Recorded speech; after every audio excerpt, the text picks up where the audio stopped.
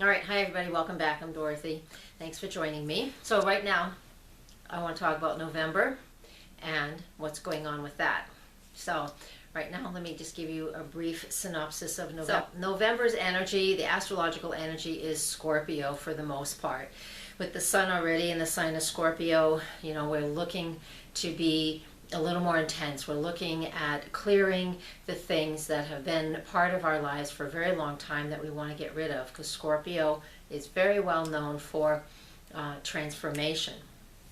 And for things to transform, we need to see what really is the root of any issue or the cause of issues that we might have in our lives. So this is an opportunity once a year, especially when the sun moves through that Scorpio energy, for us to be made aware of what is deep within, what is hidden from ourselves, what we hide from ourselves, or where this transformation in our lives need to happen. And so we're going to work with that because we have many planets moving through the sign of Scorpio and a few others, and we'll get to the details of that in a second. So wherever you have Scorpio in your chart, I will be addressing that by talking about each zodiac sign next and how that plays out for you. All right, Leo, this one's for you. Let's get right to it. So I want to start on November 2nd with Mercury moving into the sign of Scorpio. And this will move into your solar fourth house. And what that represents is there is some communication that has to go on at home.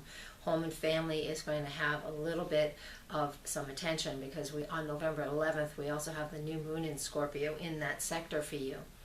So whatever in your life, especially with Mercury in there, needs to go through some type of deep discussion, research, or redefine what you want your home to be like and what you want home to be for you. Whatever is going on in that sector, the new moon that we have on November 11th is going to highlight that for you. And plus, for the next 3 weeks, Mercury moving through that sector is also asking you to really redefine what it is you want at home and how you communicate with those that you live with.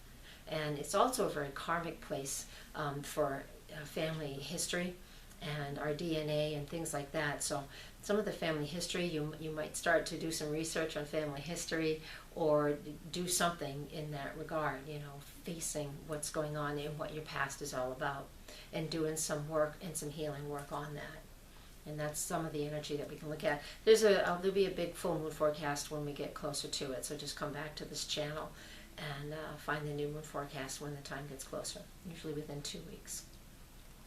So moving on, or I just want to go back now to November 2nd, because also on November 2nd, Venus in Virgo, so she's being a little bit picky in this zodiac sign. Mars is in Virgo, so the actions we take are very detail-oriented and very calculated. They are conjunct in your solar second house. And with those two planets conjunct in your solar second house, facing in and looking at what we value and what's important to us, is going through a redefinition when those two planets are conjunct in that sector. All right, moving on. November 8th, then Venus moves into the sign of Libra. And when she does that, she will move into your solar third house. And the solar third house with Libra in there is all about communicating. And it's all about our neighborhood. Venus moving into the third house means that words are important. And in the sign of Libra means fairness and balance and harmony is very important. So you're going to be communicating a lot with either family, siblings, cousins, or your neighbors. All of that type of energy is very, very important. It only takes a few days later on November 12th when Mars actually moves into that sign as well. So that increases our activity. Wherever Mars is, it increases our activity. It is in the sign of Libra. It's not a fan of being in that sign because Libra wants balance and harmony. And Mars is all about what's important for the self.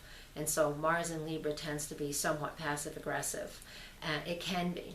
So if you're finding that kind of building up in you, make sure that you step outside of that and do the best you can to be, you can be fair and harmonious, but don't carry it behind the scenes. Don't feel passive aggressive. If you have something to say it. Mercury's in Scorpio, it's okay to say it.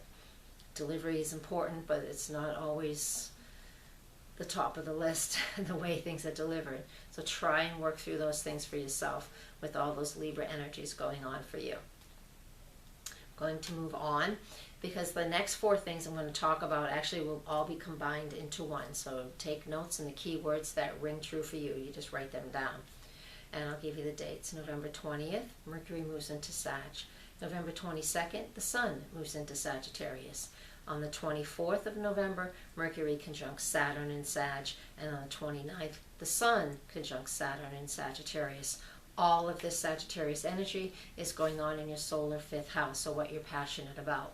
So to start, Saturn has been in your 5th house, was there January through June 2015, took a little break when it was in Scorpio, and is back in that sector now since September. And so with Saturn in Sagittarius in your 5th house, it is helping you to define what it is you're passionate about. It's not always fun. The 5th house can be very self-expressive. It's owned by Leo. It can be very self-expressive, and Saturn can be a bit like a wet blanket. But it truly is, what it's doing is it's asking you to really hone in on the skills that you have, and hone in on the things that you know and the things that you feel solid in. So with Mercury in that sector, in the sign of Sagittarius, the Sag energy is all about education and expansion. So the Sun moves in there, it's going to contribute its ego energy to what I'm passionate about and what I want to understand and what I want to learn. And that, again, that communication piece of Mercury and the education piece of Sagittarius, even exploring the world. And then when Mercury and the Sun conjunct Saturn at the 24th and the 29th in that 5th house, it's all like everything comes together. And so you'll be able to think things clearly, Mercury,